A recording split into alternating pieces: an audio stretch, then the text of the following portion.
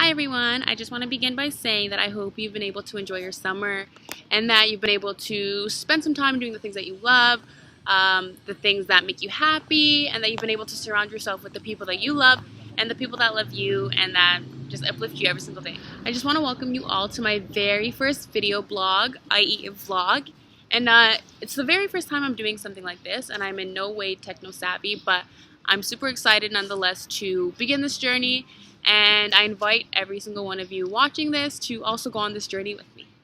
It's a beautiful, beautiful Sunday afternoon, and I've got a beautiful space here doing some me time, and I think it's the perfect opportunity to tell you all a very important, exciting event that I'm about to embark on. So if some of you may or may not know, I am this close to embarking on a new adventure. So for the next 10 months, I will be living in the beautiful, beautiful Central American nation of Guatemala. I'm sure many of you are very familiar with where Guatemala is, but just to orient everyone into where I'll be spending my time and just so we're on the same page, Guatemala is the northmost of the Central American nations. It is bordered by Mexico to the north and west, and to the east it is bordered by Belize, Honduras, and El Salvador. So the International Development Studies program that I am in at the University of Toronto Scarborough is actually a 5-year-long program in which on the 4th year the student must go on an 8 to 12-month work placement in which they get real-life work experience working with a development organization. So I am beyond excited to say that I've been accepted by Presbyterian World Services Development, or their acronym PWS&D, as well as their Guatemalan partner called Asociación Maya-Mam de Desarollo y Investigación, or their acronym AMMID, to intern as a program assistant, in which I will be basically assisting with already existing programming that AMMID does in a community called Comitancillo in the San Marcos department of Guatemala. A little bit of information about Comitancillo, which is the town I will be living in for the next 10 months, as well as where AMMID operates out of. Comitancillo is located in the western highlands of Guatemala, not too far from the Mexican border. 99.5% of the population is of indigenous Maya-Mam origin, so I'm sure many of you have heard of the Maya civilization. They are indigenous to Central America and parts of North Mexico. Unfortunately, Comitancillo and its residents are quite marginalized in the sense that the Guatemalan government doesn't really pay attention to that region until it comes time for election time, in which hopeful presidential candidates or mayoral candidates will travel to the remote region only in search of votes. 95% of the population in Comitancillo is living in poverty or extreme poverty, and 78% of children under the age of 5 are malnourished. Along with this, the health conditions, the education in the area is quite poor. In addition to this, there are growing trends of deforestation, of forest fires. Climate change is really, really disrupting their way of life in terms that there's a lot more flooding, there's a lot of droughts, and this creates a difficult situation for them because in this region, the inhabitants rely on farming and agriculture in order to make a living. And to add to all of this, there's a looming threat that the people living in this region can at any time lose their land, because unfortunately there are a lot of mining interests in that area because the land in which they live on, there's a lot of minerals, and these corporations want to exploit the minerals, of course, to gain a profit. And all these people really have is their land. They need their land to farm, they need their land to live on, and just every single day they have to fight for their right to their land. In addition to human rights violations, their way of life is threatened because this mine is contaminating the water sources, and they need the water to farm, to drink, to live. You need water every single day, obviously. There's a lot of health effects that come along with the mining of metals. So in that area, a lot of people have respiratory issues, and the Canadian Mining Corporation being there is not helping the situation at all. What do I mean when I'm saying they're not helping the situation? Why did I even say that? They're making it worse, if anything. Of course they are, but I'm not going to go too far into that because I'm going to keep this video short and sweet because I know you all don't have all day to watch it. Now on to AMMID's work. So AMMID is a small community-based organization, and it's operating again in Comitancillo, and it's dedicated to improving the lives of vulnerable Maya-Mam women, children, and men. The organization is doing this through promoting activities that foster social, economic, political, and environmental development.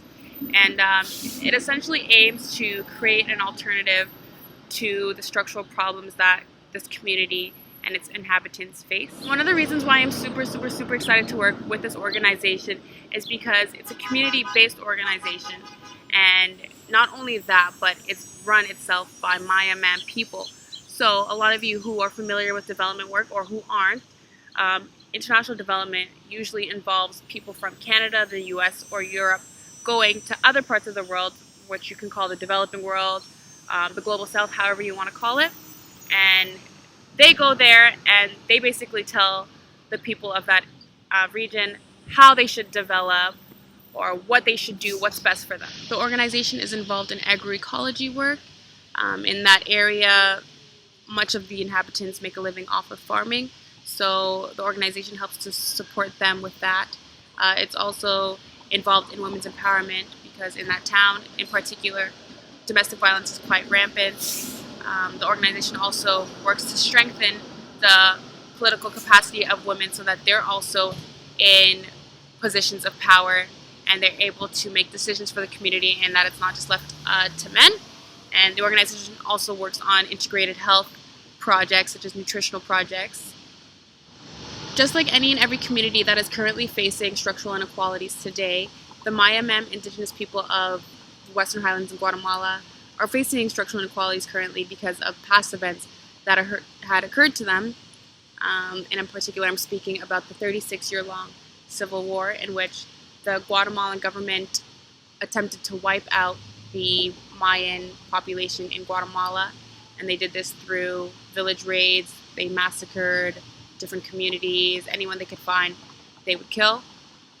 And to top this all off, the American government was also complicit in this, in that they helped to train a lot of the military men who was committing these murders. They helped to fund the war. So of course a lot more could be said about the Civil War, but I do want to keep the video short and sweet. But the reason why I bring it up is because the Civil War only really officially ended in 1996. So this historic event is not even really historic to the Mayan population in Guatemala. It's still very much fresh in their minds. And the Civil War and the events that took place really ended up disadvantaging their community. I do, however, want to read a short excerpt. This is a person who had survived the genocide, and this is his eyewitness account. So, but before I begin to read, I am going to warn that it is a bit graphic.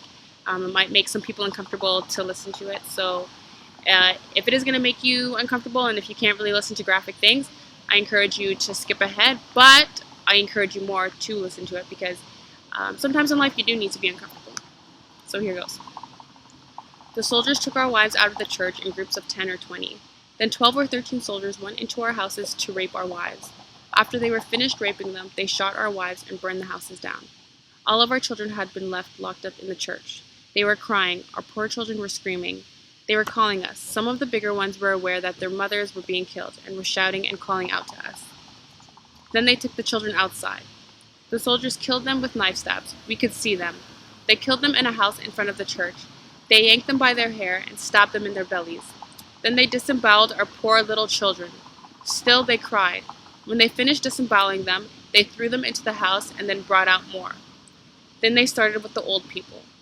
They took the poor old people and stabbed them as if they were animals. It made the soldiers laugh. Poor old people, they were crying and suffering. They killed them with dull machetes.